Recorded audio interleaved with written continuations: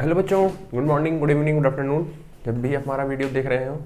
ठीक है, तो आज एक नई वीडियो के साथ हम आए हैं और आज हम क्लास 11th में नॉमेनक्लेचर हमारी सीरीज चल रही थी, जिसमें हमने आपको पिछले लेक्चर में एल्केन का नॉमेनक्लेचर, एल्कीन का नॉमेनक्लेचर, एल्काइन का, उस पर ब्रांचिंग का एंड साइक्लो कंपाउंड का कैसे नाम लिखना है ये मैंने आपको बता दिया था। ठीक, चलिए, पिछले में कोई दिक्कत तो होगी नहीं। ठीक है, किसी ने तो पूछा नहीं, तो ऑलमोस्ट सबको आ ही गया होगा।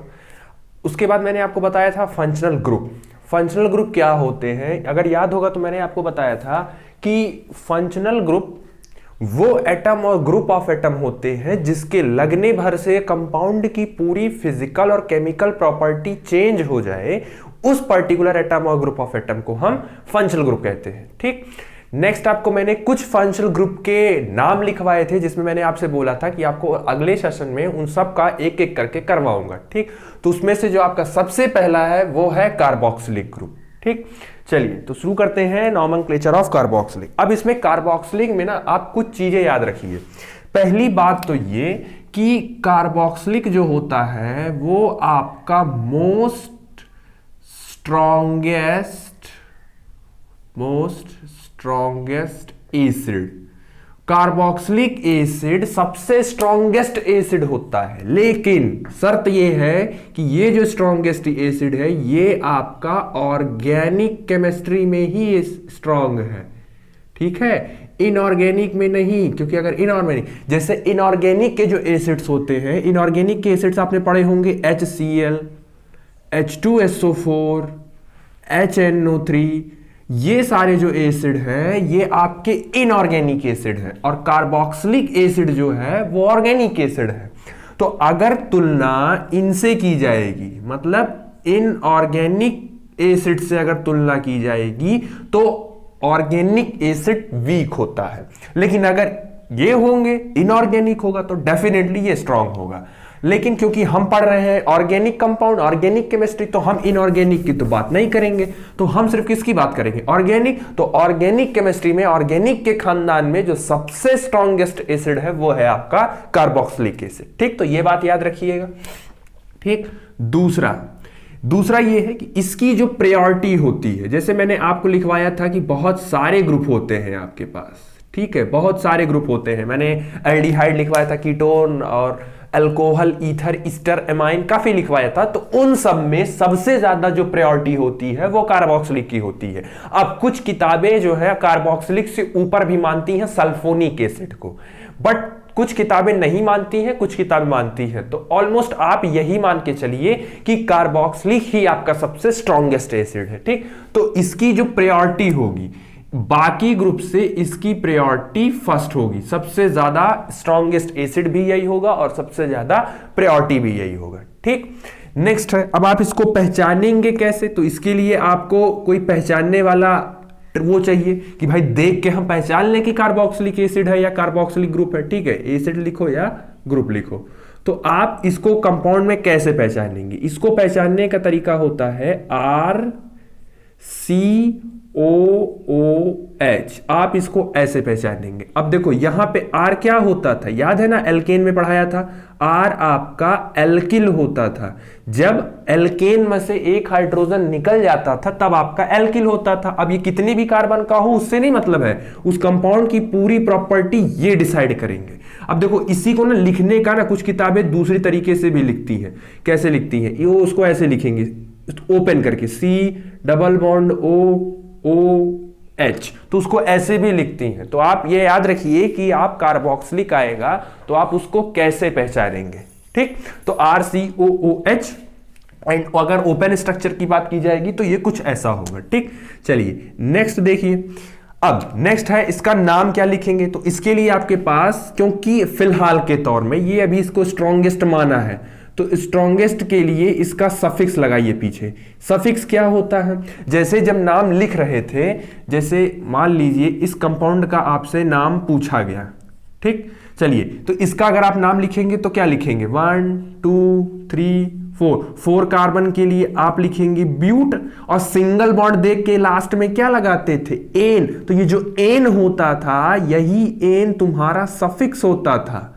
लेकिन अब क्योंकि इस बार कार्बोक्सिलिक एसिड है तो कार्बोक्सिलिक एसिड के लिए सफिक्स क्या लगाओगे, तो कार्बोक्सिलिक एसिड का जो सफिक्स है वो है ओइक एसिड। ठीक है, तो कार्बोक्सिलिक एसिड का जो सफिक्स है वो होता है ओइक एसिड। प्रीफिक्स भी होता है इसका, क्योंकि अभी बताया ना कि कुछ कंपाउंड में सल्फोनिक को ज्यादा स्ट्रांग माना जाता है, तो अगर सल्फोनिक को ज्यादा स्ट्रांग मानेंगे तो भाई उसके रिस्पेक्ट में इसको प्रीफिक्स देना पड़ेगा। तो इसका प्रीफिक्स भी आप लिख लीजिए कि प्रीफिक्स क्या लगाएंगे। तो कार्बोक्सिलिक के लिए जो प्रीफिक्स लगाते हैं वो हम लगाते हैं कार्बोक्सी, ये इसका हम प्रीफिक्स लगाते हैं। ठीक, देखो सफिक्स का मतलब होता है पीछे लगाना लास्ट में, और प्रीफिक्स का मतलब होता है आगे। अब जैसे किसी को नहीं याद होता है कि सफिक्स प्रीफिक्स में कंफ्यूज आते हैं बच्चे, तो इसकी ट्रिक है पी से प्रीफिक्स, पी से पहले, मतलब जो पहले लगाना है वो प्रीफिक्स होता है, और डेफिनेटली आपको क्लियर हो जाएगा कि लास्ट में लगाने वाला सफिक्स होता है। ठीक है, तो ये आपका हो गया कि ये आपको याद करना है। एंड नेक्स्ट इसमें एक और है कि जो कार्बोक्सिलिक ये जो ग्रुप होता है ना, ये ग्रुप आपका हमेशा टर्मिनल कार्बन पर ही बैठेगा। ठीक है, ये जो हमेशा ये जहां भी बैठेगा हमेशा अंतिम कार्बन पर ही बैठेगा। दूसरी बात, नंबरिंग हमेशा वहीं से स्टार्ट होगी जहां ये बैठे होंगे। अब अगर कायदे से देखो तो इनके ग्रुप में भी एक कार्बन है, तो नंबरिंग इनके कार्बन से ही स्टार्ट होगी। वो एक डायलॉग था ना, एक मूवी का डायलॉग था कि जहां से हम खड़े होते हैं लाइन वहीं से शुरू होती है। सेम टू सेम जहां पे हम बैठे होंगे नंबरिंग वहीं से स्टार्ट होगी। ठीक, तो आप नॉमेनक्लेचर करते समय ग्रुप का जो कार्बन है या किसी भी कंपाउंड के अगर फंक्शनल ग्रुप में कार्बन आ रहा है तो आप उस कार्बन को इंक्लूड करेंगे। जैसे कार्बोक्सिलिक में कार्बन आ रहा है तो आप इस कार्बन को इंक्लूड करेंगे और डेफिनेटली आपका यही कार्बन पहला बनेगा, चाहे जो हो जाए। ठीक, तो ऑलमोस्ट आपको कुछ चीजें थी जो मैंने बता दी, इसको नोट कर लीजिए, उसको देख लीजिए कि कार्बोक्सिलिक एसिड आपका मोस्ट स्ट्रॉन्गेस्ट एसिड होता है, लेकिन सिर्फ ऑर्गेनिक में होता है।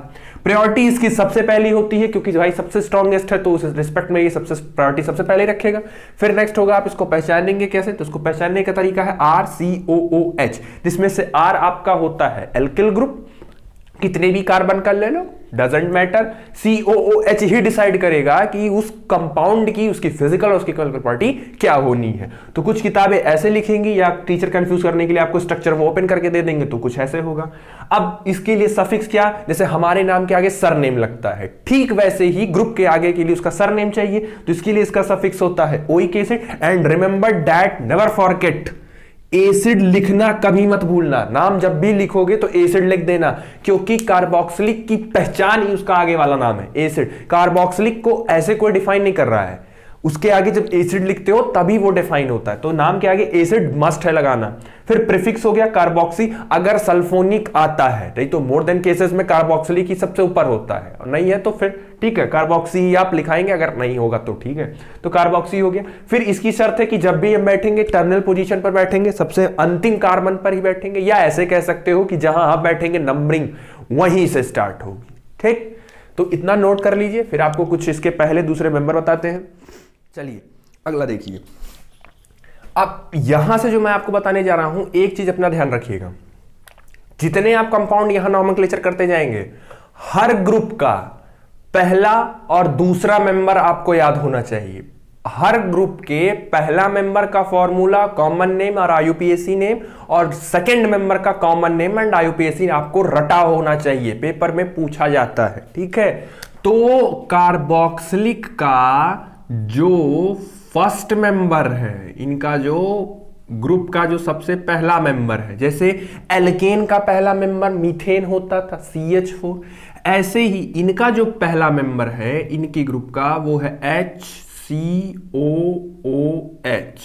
ठीक, अब देखो क्योंकि एक कार्बन है तो एक कार्बन के लिए हम क्या लगाते थे, मेथ, तो ऐसा करो ना पूरा मीथेन तक ले जाओ, लेकिन ई मत लिखो अभी। अब क्योंकि देखो कौन सा ग्रुप है, कार्बोक्सिलिक है, तो कार्बोक्सिलिक के लिए सफिक्स क्या लगाते थे, ओइक, तो ई हटा के बस ई हटाओ और वहां जोड़ दो ओइक एसिड, तो ये हो गया इसका IUPAC नेम। इसका जो कॉमन नेम होता है, कॉमन नेम इसको बोलते हैं फॉर्मिक एसिड। ठीक है, इसका जो कॉमन नेम है वो है फॉर्मिक एसिड। फॉर्मिक एसिड जो होता है, फॉर्मिक एसिड आपका चींटी के डंक में पाया जाता है। ठीक है, चींटी या जो हड्डे होते हैं, ठीक है, वो जो आपको जब काटते हैं या जो इंजेक्ट करते हैं तो उस समय देखिए आपका पर्टिकुलर एरिया जो होता है या पर्टिकुलर रीजन स्वेल कर जाता है और काफी जलन या खुजली टाइप में होती है। वो ऐसा क्यों होता है? क्योंकि उनके डंक में या उनके जो मुंह में, उनके उसमें जो हीट होती है या कह सकते हैं जो केमिकल सब्सटेंसेस होते हैं, वो आपका फॉर्मिक एसिड यानी यही होता है। क्योंकि एसिड होता है, दैट्स वाई जब वो आपको करते हैं तो वो पर्टिकुलर एरिया क्या हो जाता है, स्वेल हो जाता है, फिर जलन होती है, खुजली होती है, दर्द भी होता है। ठीक है, यही रीजन है। ठीक, ऐसे एक फैक्ट और होता है कि जैसे अगर मान लीजिए आपको एक चींटी काट रही है तो आप उसको पकड़ेंगे और ऐसे ऐसे कर देंगे, हाँ छोटी सी थी, मच कमजोर थी तो ये कर दिया। अब अगर हम 1000 चींटियों को आपके शरीर के किसी भी भाग पर ला के छोड़ दें, 1000 चींटी ले आए और शरीर के किसी भी भाग पर आपको ले जाके छोड़ दें उनको, तो वो 1000 चींटियां आपको उस पर्टिकुलर एरिया से उतना मांस लेके वो बाहर हो जाएंगी। That's the power. तो इसीलिए बोलते हैं कि छोटे छोटे साइज की चीज को अंडरएस्टिमेट नहीं करना चाहिए। कभी कभी छोटी साइज की चीज बहुत बड़े बड़े काम आती। एक्चुअली छोटे लोग भी बड़े खतरनाक होते हैं। ठीक है, तो छोटे लोग से थोड़ा बच के रहो। तो क्या है कि मेथेनोइक एसिड और इसका जो कॉमन नेम है वो आपका है फॉर्मिक एसिड। ठीक है, याद रखिएगा कि फॉर्मिक एसिड कहां पाया जाता है, जल्दी चींटी या आंट के डंक में पाया जाता है। ठीक है, तो याद रखिएगा। अब इनका जो सेकेंड मेंबर है, कार्बोक्सिलिक का जो सेकेंड मेंबर है वो है CH3COOH। अब देखो इसका आईपीएसी नाम, भाई देखो कंपाउंड में टोटल कितने कार्बन है, एक यहां दो यहां, तो कायदे से 2 कार्बन के लिए हम क्या लिखते थे, एथ, तो पूरा ले जाओ इथेन, लेकिन ई मत लिखो, अभी ई हटाओ और लास्ट में ओइक एसिड जोड़ दो, तो ये हो गया एथेनोइक एसिड। अब इसका कॉमन नेम देखिए, इसका जो कॉमन नेम होता है वो होता है एसिटिक एसिड। इसको एसिटिक एसिड भी बोलते हैं, और अगर ज्यादा कॉमन में जाओगे तो इसको विनेगर भी बोलते हैं, थोड़ा और सरल भाषा में जाओ तो इसको सिरका भी बोलते हैं। ठीक है, तो एसिटिक एसिड बोलते हैं या विनेगर बोलते हैं। अब एथेनोइक पता है क्या होता है, सिरका ही है, एसिटिक एसिड है।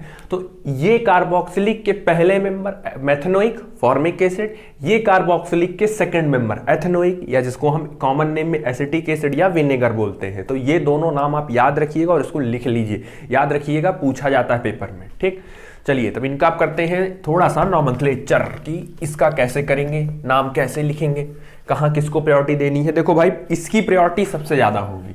ठीक है, किसी भी कीमत पे इनकी प्रायोरिटी तो सबसे आगे रहेगी। जैसे मान लीजिए आपको ये देता है, ठीक है, यहां पे ले लो एक और ऐसे और ये ऐसे। अब कह रहा है कि इसका नाम लिखो, इस कंपाउंड का नाम लिखो, तो इस कंपाउंड का नाम कैसे लिखेंगे? सबसे पहले हम ब्रांचिंग लिखेंगे। सबसे पहले अपना चेन चुनिए, या सबसे पहले वो चुनिए नंबरिंग कहां से स्टार्ट करनी है। देखो नंबरिंग अगर स्टार्ट करते हो पहले चेन चुनो, 1 2 3 4 5 6 7, 1 2 3 4 5 6 ही आएगा, इधर 7 आएगा। तो मैंने क्या बोला था, कार्बोक्सिलिक। पहले तो पहचानो कौन सा ग्रुप है पूरे कंपाउंड में, तो ये रहा कार्बोक्सिलिक, और इसकी प्रायोरिटी सबसे ज्यादा होती है। तो अगर इसके पास कार्बन होगा तो नंबरिंग उसी कार्बन से स्टार्ट की जाएगी, मतलब पहला कार्बन तो यही होगा। ग्रुप को लेने के चक्कर में अगर लॉन्गेस्ट कार्बन छूट रही होगी तो छोड़ देना। किसी भी फंक्शनल ग्रुप को लेने के चक्कर में अगर लॉन्गेस्ट कार्बन छूट रही होगी तो डेफिनेटली छोड़ देना बिना सोचे समझे। 1 2 3 4 5 6। ठीक, चलिए अब नाम लिखिए। देखिए सेकंड पे जो ये ग्रुप बैठा है, सेकंड वाला ग्रुप आपका एथिल है, ये आपका फ्लोरो है, ये आपका आइडो है, और ये आपका मैथिल है। चलो पढ़ो ABCD, ABCDE। ई का मतलब ये हो गया 2 एथिल, 2 एथिल, ABCDEF, EF, 4 फ्लोरो, GHI, 4 आइडो, 5 मेथिल, बाकी कितने कार्बन हैं चेन में, 6 कार्बन हैं, तो 6 कार्बन के लिए हेक्स। पहले कार्बन पर है तो 1, कौन बैठा है, ओइक, तो 1 ओइक एसिड। ठीक है, अब देखो कुछ बच्चे इसको ऐसे नहीं लिखते हैं, कुछ बच्चे हेक्स 1 ओइक को ऐसे नहीं लिख के वो डायरेक्ट इसको हेक्सेनोइक लिखेंगे, वो भी सही है, गलत नहीं है, हेक्सेनोइक एसिड भी सही है, क्योंकि रूल के हिसाब से कार्बोक्सिलिक हमेशा टर्मिनल पे बैठेगा तो हमेशा उस नंबरिंग वहीं से स्टार्ट होगी, तो उसको लेना जायज है कि पहला वही रहेगा। लेकिन मैं इसलिए बता रहा हूं इसको ऐसे लिखिए क्योंकि आपको भी अल्कोहल मिलेगा, कीटोन मिलेगा, एल्डिहाइड भी मिलेगा भी कहीं, और ईथर मिलता है कहीं, तो उसके लिए आपको वो सब बीच में मिलने वाले हैं, तो आपको वो सब बीच में मिलेंगे। ठीक है सॉरी, तो वो सब मिलेंगे बीच में। अब आपको आदत पड़ी रहेगी ये वाला लिखने की, तो ये वाला आपको प्रॉब्लम होगी। इससे अच्छा है ना शुरू से आदत यही डाले रहो कि हम हर बार फंक्शनल ग्रुप की पोजीशन लिख के दिखाएंगे कि हाँ 2 1, भले 1 1 एसिड हो, आप लिख के 1 1 दिखाओ, जिससे आपकी एक आदत मेंटेन रहेगी, तो आपको आगे प्रॉब्लम नहीं होगी। बाकी आप अगर चाह रहे हैं लिखना, आप अगर मैनेज कर ले जा रहे हैं तो लिखिए, कोई दिक्कत नहीं है। ठीक, चलिए अगला देख लीजिए। इसी में सेकंड, अच्छा मान लो, अच्छा छोड़ो अभी थोड़ा इजी देते हैं। यहां है कार्बोक्सिलिक,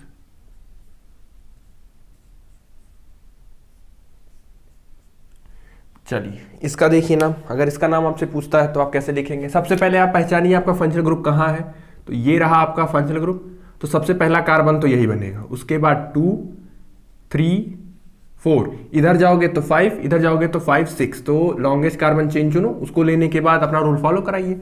चलिए अब देखिए 4 पे मेथिल है, 2 पे मेथिल है और 3 पे फ्लोरो है, तो डेफिनेटली फ्लोरो पहले लिखा जाएगा। ठीक है, तो ये हो जाएगा 3 फ्लोरो 4 सॉरी 2, पहले 2 लिखते हैं। ठीक है, तो 2,4 डाई मेथिल, 6 कार्बन है तो सेम हेक्स 1 ओइक एसिड। ठीक, तो इसका नाम ये हो गया 3 फ्लोरो 2 4 डाइमेथिल हेक्स 1 ओइक एसिड। ठीक, चलिए अब थोड़ा सा लेवल बढ़ा देते हैं, थर्ड में थोड़ा सा, ज्यादा नहीं, थोड़ा सा।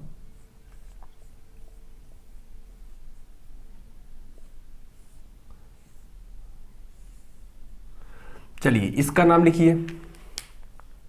देखिए अब मैंने आपको बताया था कि याद होगा अगर आपने पिछला लेक्चर देखा होगा, तो मैंने बोला था कि अगर चेन और रिंग आता है तो प्रायोरिटी किसको देनी है, तो रिंग को ही प्रायोरिटी दी जाती है।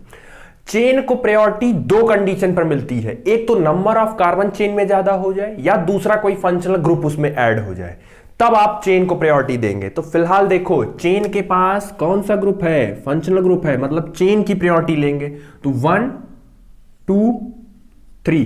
सेकंड पर कौन बैठा है, तो सेकंड पे है 2 साइक्लो, क्योंकि प्रोपेन तब लिखते जब हम उसको चेन में इंक्लूड करते, हमने इसको ब्रांच में इंक्लूड किया है, तो हम प्रोपेन नहीं लिखेंगे, हम प्रोपिल लिखेंगे। तो 2 साइक्लो प्रोपिल, बाकी 3 कार्बन है तो प्रोप, पहले पे बैठा है 1 और ये हो गया ओइक एसिड। ठीक, तो 2 cyclo propyl prop 1 oic acid. ठीक, चलिए नेक्स्ट देखिए। अगर आपसे पूछता है थोड़ा सा डिफिकल्ट, ये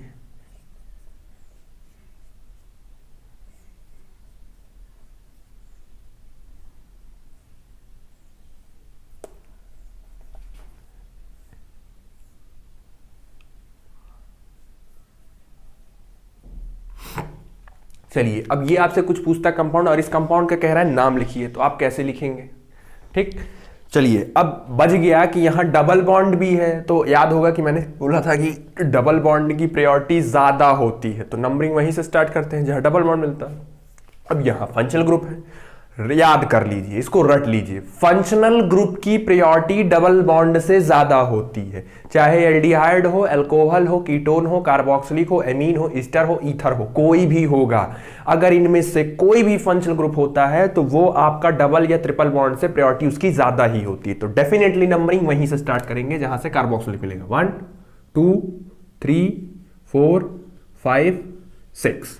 ठीक, चलिए मेथिल आइडो एथिल। अब क्योंकि साइक्लो का नाम लिखते समय आप ऑर्डर नहीं देखेंगे, पहले आप साइक्लो का नाम लिख दीजिए, तो ये हो जाएगा 2 साइक्लो प्रोपिल, इसको लिख दीजिए अगर ये आते हैं। अब इसके बाद ऑर्डर अपना देखिए अल्फाबेटिकल वाला, तो ABCD E का मतलब हो गया 4 एथिल, फिर ABCDEFGHI, तो ये हो जाएगा 4 आइडो, एंड फिर हो गया आपका 2 मेथिल।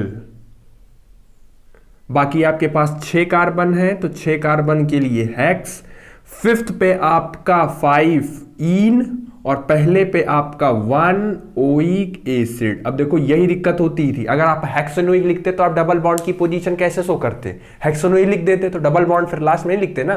तो इसीलिए बोला कि पहले हेक्स, फिर किस पे का क्या चल रहा है वो, 5th पे डबल बॉन्ड था तो 5 ईन, और पहले पे आपका 1 ओइक एसिड। ठीक है, इसीलिए बोला था कि ऐसे लिखिए तो आपको इजी पड़ेगा। ठीक है, तो ऑलमोस्ट आपको समझ में आ गया होगा। अब मैं इस पे आपको एक होमवर्क दे देता हूं, आप इसको करिएगा और इसको करके बताइएगा।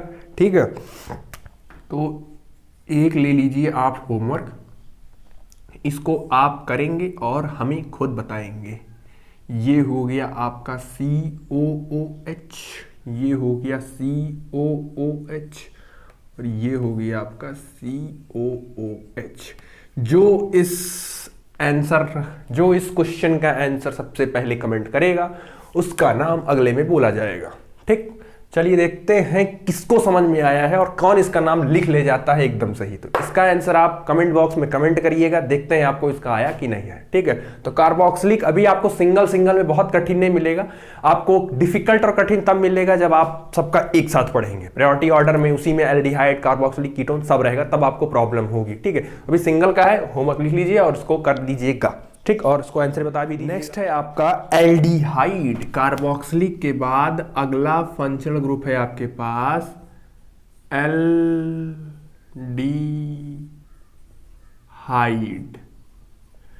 चलिए अब एल्डिहाइड में कुछ बातें देख लेते हैं, इनका कैसे क्या। नेक्स्ट है आपका एल्डिहाइड। अब आप एल्डिहाइड का नाम कैसे लिखेंगे?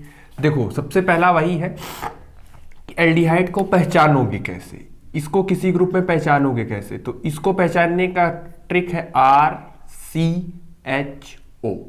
अब वही पुराना, इसको कुछ किताबें ऐसे ना लिख के इसको स्ट्रक्चर में खोल के लिखती हैं, ऐसे RC+OH।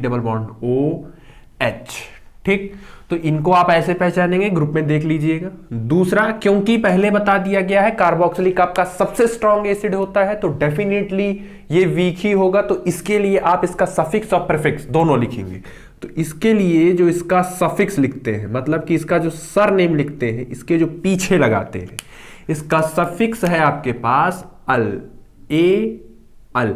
एल्डिहाइड का जो शुरू का 2 लेटर है अल, वो लिखते हैं। ठीक, और इसका जो प्रीफिक्स है, जो पहले लिखते हैं प्रीफिक्स। देखो अब सवाल है ना, कुछ बच्चों को ये डाउट है कि सर प्रीफिक्स कब लगाएंगे और सिर्फ सर सफिक्स कब लगाएंगे, तो ये कुछ डाउट है। देखो बच्चा, सफिक्स तब लगाएंगे जब चेन में अकेले वही हो या उसकी प्रायोरिटी ज्यादा हो, तब वही राजा होगा, तब आप सफिक्स लगाइएगा।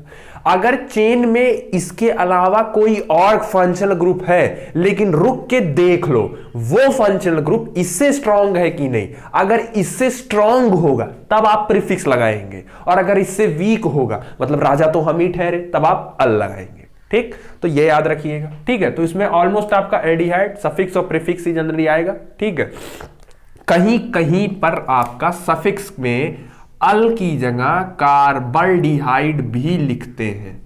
ठीक है, अल की जगह कार्बल्डिहाइड भी लिखते हैं। ठीक, चलिए अब इनके लिए वही सेम, इनका नाम कैसे लिखना है, जैसे आपने कार्बोक्सिलिक का किया था सेम वैसे ही इनका भी करना है, कोई बहुत चेंज नहीं है, मैंने पहले बता दिया। आपको दिक्कत वही होगी जहां पर मिक्स आएंगे। अब वही है, अगर फंक्शनल ग्रुप में भी कार्बन है तो नंबरिंग वहीं से स्टार्ट होगी, डेट मीन्स 1 2 3 4। ठीक, तो ये 4 कार्बन होंगे, इसका नाम आप क्या लिखेंगे, 2 मेथिल। ठीक है, 2 मेथिल, 4 कार्बन है तो ब्यूट 1 अल, AL लिखिएगा, ब्यूट 1 अल। ठीक है, तो ये नॉमेनक्लेचर आप एकदम नॉर्मल जैसे आपने कार्बोक्सिलिक वाला किया है सेम टू सेम वही है, बस नंबरिंग वहीं से स्टार्ट करिएगा जहां पे आपको CHO मिलेगा। ठीक है, तो इसमें बहुत ज्यादा कठिन नहीं है। अब इसके पहले और दूसरे मेंबर का मैं आपको नाम बता दे रहा हूं। ठीक है, अगर इसका दिक्कत होगा तो आगे और वीडियो बनाएंगे तो बताएंगे। ठीक है, चलिए इनके पहले मेंबर का जल्दी जल्दी देख लीजिए कि इनका पहला मेंबर कौन है और इनका दूसरा मेंबर कौन है। चलिए, इनका जो पहले मेंबर का नाम है या पहले मेंबर का जो फॉर्मूला है वो HCHO। तो इसका IUPAC ने भाई एक कार्बन है, एक कार्बन के लिए लिखते हैं मैथ, तो मीथेन लिखते जाओ, ई मत लिखो, अभी ई हटाओ और लास्ट में अल जोड़ दो, तो ये हो गया मैथेनल। और मैथेनल का जो कॉमन नेम होता है वो होता है फॉर्मल्डिहाइड। मैथेनल का जो कॉमन नेम होता है वो होता है फॉर्मल्डिहाइड। ठीक, और इनके जो सेकंड मेंबर है, एल्डिहाइड का जो सेकंड मेंबर है उसके फॉर्मूले का, उसका फॉर्मूला है CH3CHO। 2 कार्बन है, एक यहां एक यहां, तो इसके लिए लिखेंगे आप एथ, ले जाइए पूरा, ई मत लगाइए, ई की जगह सिर्फ अल लिखिए। ठीक, और इसका जो कॉमन नेम होता है वो होता है आपका एसीटल्डिहाइड, एसीटल्डिहाइड। ठीक है, तो इसका हो गया आपका एसिटल्डिहाइड। तो ये दोनों नाम याद रखिएगा कि मेथनल का फॉर्मल्डिहाइड होता है, एथनल का एसिटल्डिहाइड होता है, मेथनोइक का फॉर्मिक एसिड होता है और एथेनोइक का एसिटिक एसिड होता है। ठीक, चलिए अब आप ये जो सफिक्स में आपने जो आपने प्रीफिक्स में लिखा था कि ऑक्सो और फॉर्मिल, तो वो कब लगाना है, वो आपको जब सभी फंक्शनल ग्रुप का मिक्स बताएंगे तब आपको समझाएंगे कि वहां कब लगाना है उसको। ठीक है, तो 1 2 सिर्फ और देख लो, बाकी तो इसमें कुछ है नहीं, वही पुराना वाला ही रिपीट होगा अभी। ठीक है, जैसे मान लीजिए आपसे किसी ने कहा CHO, चलिए इसका नाम लिखने को किसी ने बोल दिया नॉर्मली आपसे, तो ये हो गया F मान लीजिए, तो भाई जहां फंक्शनल ग्रुप है वही पहला कार्बन बनेगा, तो 1 2 3 4। अब देखो 4 पे कौन बैठा है, फ्लोरो, तो ये हो जाएगा 4 fluoro, 2,3 dimethyl, 2,3 dimethyl, 4 carbon है तो उसके लिए ब्यूट 1 अल। ठीक, तो ऑलमोस्ट ये भी एकदम कार्बोक्सिलिक की तरह ही है, कर ले जाओगे। तो इसका भी एक होमवर्क लिख लो जो आप करेंगे खुद से, और इसका भी आंसर आप खुद से बताएंगे। ठीक है, चलिए इसका होमवर्क ले लीजिए, C और यहां ले लो CHO, यहां ले लो CHO और यहां भी ले लो CHO। तो आप इसका भी नाम कमेंट करके बताएंगे कि इनका नाम क्या है। ठीक, चलिए लास्ट है आपका अल्कोहल, जल्दी से वो देख लीजिए, उसमें खत्म कर देते हैं, उसके बाद आप नेक्स्ट है आपका अल्कोहल। अब एक बात देखो, अल्कोहल में एक बात याद रखो, अल्कोहल में ये बात याद रखो कि अल्कोहल कंपाउंड में कहीं भी बैठ सकता है, बीच में बैठाओ, किनारे बैठाओ, ऊपर बैठाओ, नीचे बैठाओ, कहीं भी। लेकिन कार्बोक्सिलिक और एल्डिहाइड की शर्त होती थी भाई, कार्बोक्सिलिक जब भी बैठता था टर्मिनल पे ही बैठता था। ऑलमोस्ट मोर देन केसेस में आपका एल्डिहाइड भी वहीं बैठेगा, नंबरिंग वहीं से स्टार्ट होगी जहां पे एल्डिहाइड होगा। ठीक, तो ये दोनों तो टर्मिनल वाले हैं। अल्कोहल में ऐसा कुछ नहीं है भाई, चाहे जहां बैठाओ, तुम्हारा जहां मन कर रहा हो तुम वहां बैठाओ इसको। ठीक, तो अल्कोहल को पहचानने का तरीका ROH, अगर OH लिखा है और R आगे है तो आप समझ जाइएगा कि वो अल्कोहल है। ये OH बेस वाला नहीं है, NaOH का OH, ये एक ऑर्गेनिक वाला OH है। ठीक, तो इसको आप ऐसे लिखिए। दूसरा वही, इसके लिए आप सफिक्स बताइए और इसके लिए इसका प्रीफिक्स बताइए, किसका सफिक्स इसका प्रीफिक्स क्या होगा। तो इसका सफिक्स लास्ट का 2 लेटर होता है, लास्ट के 2 लेटर में क्या है, OL, और इसका जो प्रीफिक्स लिखते हैं वो हम लिखते हैं हाइड्रोक्सी। ठीक है, इसका सफिक्स है ऑल, प्रीफिक्स है आपका हाइड्रोक्सी, मतलब अल्कोहल से ज्यादा स्ट्रॉन्ग कार्बोक्सिलिक है। इमेजिन करो अगर सिंगल कंपाउंड में कार्बोक्सिलिक भी है और अल्कोहल भी है, तो प्रायोरिटी कार्बोक्सिलिक की ज्यादा होगी, तो उस समय अल्कोहल की प्रायोरिटी कम, उसकी प्रायोरिटी जब कम होती है तब हम प्रीफिक्स लगाते हैं, और जब सिर्फ अल्कोहल ही होगा तो उसमें सिर्फ ऑल लगाएंगे। ठीक, चलिए इनका पहला मेंबर और दूसरा मेंबर देख लीजिए। बाकी नॉमेनक्लेचर आपने इतना कर लिया है कि आपको सिंपल वाला तो आप कर ही ले जाएंगे, वही बार बार करने का कोई मतलब है नहीं। ठीक है, तो इनका जो पहला मेंबर है वो है आपका CH3OH, जिसका IUPAC नाम है मेथनॉल। ठीक, और इसका जो दूसरा है वो है CH3CH2OH, और इसका IUPAC नाम है एथेनॉल। ठीक, अब एक बार और याद रखो, ये जो एथेनॉल होता है ना, यही आपका ड्रिंकिंग पर्पस के लिए इस्तेमाल होता है। जो शराब पी जाती है भाई, एथेनॉल, भाई अल्कोहल तो आपको मेथनॉल, प्रोपेनॉल, एथेनॉल, ब्यूटेनॉल सभी है ना, बट पीने वाले का क्या है, तो पीने वाला सिर्फ आपका एथेनॉल ही होता है, मतलब ड्रिंकिंग पर्पस के लिए एथेनॉल भी यूज होता है।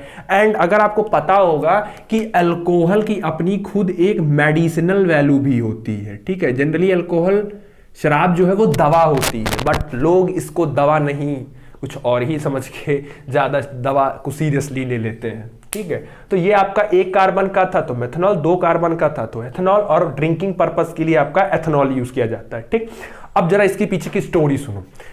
पहले क्या होता था कि जैसे कुछ टाइम के पहले आपने देखा होगा कि अगर आपको कोई खांसी वासी हुई होगी तो आपने टॉनिक लिया होगा या सिरप लिया होगा, तो सिरप पीने के बाद एक्चुअली नींद आने लगती है, थोड़ा सा कभी फील किया होगा अगर आपने कभी पिया होगा। ठीक है, होता क्या है कि जो आप सिरप लेते हैं उसमें ना, उसमें थोड़ी सी मात्रा आप अल्कोहल की वो लोग मिलाए रहते हैं। रीजन ये होता है कि जब आपको जैसे कफ हो रहा है या खांसी आ रही है तो आपको प्रॉब्लम बहुत होगी, तो जब आप उसको पिएंगे तो थोड़ा सा उसमें अल्कोहल होगा, तो अल्कोहल से थोड़ी नींद इंड्यूस होगी, तो आपको थोड़ा नींद आएगी, आप थोड़ी देर के लिए सो जाएंगे, तो आपको थोड़ा रिलैक्समेंट फील होगा, इसीलिए वो थोड़ा सी शराब मिला देते हैं। अब होता क्या है कि जब बहुत सी जगहों पर शराब को बैन कर दिया गया था। ठीक है, बहुत सी जगहों पर शराब को इलीगल के तौर पे बैन है, आज भी बहुत सी जगह बैन है, बहुत सी जगह बैन नहीं है। तो क्योंकि शराब हो गई बैन, अब जितने ट्रक ड्राइवर होते हैं, ऑलमोस्ट जितने ट्रक ड्राइवर होते थे उस टाइम पे, अभी भी हैं, ठीक है, उनका बिना शराब पिए काम नहीं चलता था। अब क्योंकि शराब हो गई बंद, तो अब वो करें क्या, तो उन्होंने क्या किया, उनके दिमाग में एक आइडिया आया। पहले एक चलती थी खांसी की सिरप कोरेक्स। ठीक है, सिरप का नाम था कोरेक्स, बहुत ही फेमस दवाई थी उस टाइम की, कोरेक्स। कोरेक्स में क्या था, इसमें अल्कोहल की जो मात्रा थी वो काफी हद तक ज्यादा होती थी। कोरेक्स सिरप में एक हद से ज्यादा अल्कोहल की मात्रा होती थी, तो क्योंकि तो वो लोग क्या करते थे, पूरा कोरेक्स सिरप का एक स्टॉक ही खरीद लेते थे, और जब चलाना होता था तो फिर समझ ही गए हो, एक दो बॉटल, और क्योंकि अल्कोहल ज्यादा होता था। कुछ बात के बाद जब गवर्नमेंट को इस पे पता चला तो उन्होंने कोरेक्स सिरप को बैन कर दिया। ठीक है, मतलब कि ये सिरप आपका बैन हो गया। अब ये मत भूलो, दिस इज इंडिया, इंडिया में सब कुछ पॉसिबल है, एवरीथिंग इज पॉसिबल। कंपनी वाले भी होशियार थे, उन्होंने कहा आपने कोरेक्स बैन किया है, हम नाम ही पलट देंगे, हम नाम दूसरा रखेंगे। तो कंपनी ने क्या किया, कोरेक्स नाम हटा के उसका नाम टोरेक्स रख दिया, और फिर टोरेक्स से बोलना, भाई आप केमिकल को नहीं बैन किए हैं ना, आपने तो नाम को बैन किया, तो उन्होंने टोरेक्स नाम के कर दिया। ठीक है, तो ये एक स्टोरी थी इसके पीछे। दूसरी स्टोरी क्या होती थी, स्कूलों में केमिस्ट्री लैब होते हैं, ठीक है, कुछ स्कूलों में नहीं है, कुछ में है कुछ में नहीं है। कुछ में है तो बच्चों ने मुंह ही नहीं देखा होगा अभी तक, केमिस्ट्री लैब होता कैसा है, क्या रहता है उसमें। ठीक है, या बहुत से स्कूल में रहता है, बच्चे जाते नहीं, कुछ में है नहीं, कुछ बच्चे को ले नहीं जाया जाता है। ठीक, अब सेकंड है आपका कि टोरेक्स, जब ये मैटर तो अपना अलग चल गया था, उसके बाद सेकंड आपका जो आया, उसके लिए ये प्रॉब्लम थी कि स्कूलों में जब केमिस्ट्री लैब में एक्सपेरिमेंट होते थे, क्योंकि भाई अल्कोहल केमिकल है तो केमिस्ट्री में जरूर इस्तेमाल होगा कहीं ना कहीं, तो जब स्कूलों में एक्सपेरिमेंट के लिए शराब आते थे तो स्कूल डिपार्टमेंट या स्कूल में कुछ ऐसे प्राणी होते थे जो उस एक्सपेरिमेंट वाली चीज को अपने फायदे में इस्तेमाल हो जाता था, वो उसको पी लेते थे। अब भाई यहां स्टॉक आया इतना 10 लीटर का, यहां देख रहे हैं 3 ही 4 लीटर बचा है, इतनी जल्दी खत्म हो गया, मतलब किसी के पेट में गया वो। ठीक, अब प्रॉब्लम इसमें बढ़ने लगी कि हमने एक्सपेरिमेंट के लिए भेजा था, आपने पूरा बर्बाद कर दिया। तो हुआ क्या, फिर उन्होंने होशियारी लगाई। उन्होंने क्या कर दिया, जैसे कि ये आपका उन्होंने एक कंटेनर पहले एथेनॉल भेजा एक्सपेरिमेंट के लिए, ठीक। अब क्योंकि इसको पी लेते थे तो इसमें उन्होंने क्या रखा था, इसमें उन्होंने एथेनॉल रखा था। अब इसको लोग पी लेते थे तो उन्होंने होशियारी क्या लगाई, इसी कंटेनर में अब वो मेथेनॉल डाल के भेजने लगे। अब इसी कंटेनर में मेथेनॉल भी आ गया। अब जब कभी भी एथेनॉल में मेथेनॉल मिक्स हो जाता है तो इनका जो कॉम्बिनेशन हो जाता है ये आपका जहर बन जाता है, पॉइजनस हो जाता है।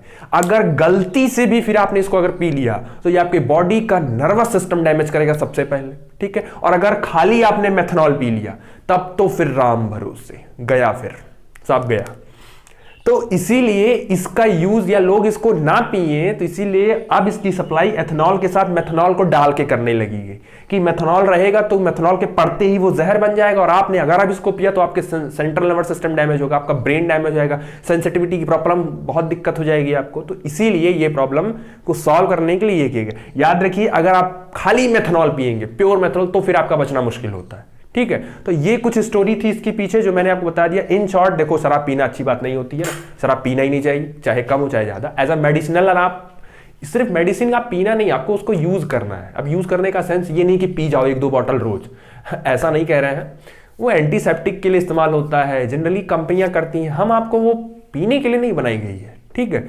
तो ऑलमोस्ट आपका मैंने जितना पार्ट हो सकता था मैंने इसमें एल्डिहाइड बता दिया, कार्बोक्सिलिक बता दिया और अल्कोहल बता दिया, ठीक। अल्कोहल के बारे में कुछ जानकारियां थी, इसको आप कॉपी में लिख लीजिएगा अपने ओन लैंग्वेज में। Effect of methanol, effect of combination of ethanol और मेथेनॉल क्या होता है, ठीक है। तो इसको आप लिख लीजिएगा, कोई दिक्कत होगी तो पूछ लीजिएगा।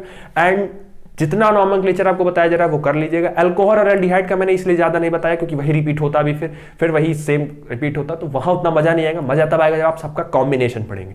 तो मैंने इस लेक्चर में आपका 3 पार्ट खत्म कर दिया। अब आपको अगले में बताना है, आपका कीटोन बताना है, ईस्टर बताना है और ईथर बताना है। अगले में 3 खत्म कर देंगे, फिर आपको भी और बाइसाइक्लोस्पाइरो बताना है, ठीक है। तो उम्मीद करते हैं जो भी पढ़ाया समझ में आया होगा। वीडियो से कोई भी रिलेटेड कोई भी डाउट, कोई सजेशन होगा तो जरूर बताइएगा, और पढ़ाई करते रहिए। पेपर्स आ रहे हैं, आप जल्द ही 12th में जाने वाले हैं, तो कृपया करके 11th अच्छे से पढ़िए। जितने भी वक्त बचे हैं उसमें तो अच्छे से पढ़ लो, ठीक है। तो एट लास्ट कोई दिक्कत होगी तो बताइएगा। पढ़ाई करते रहिए। All the very best. Thank you.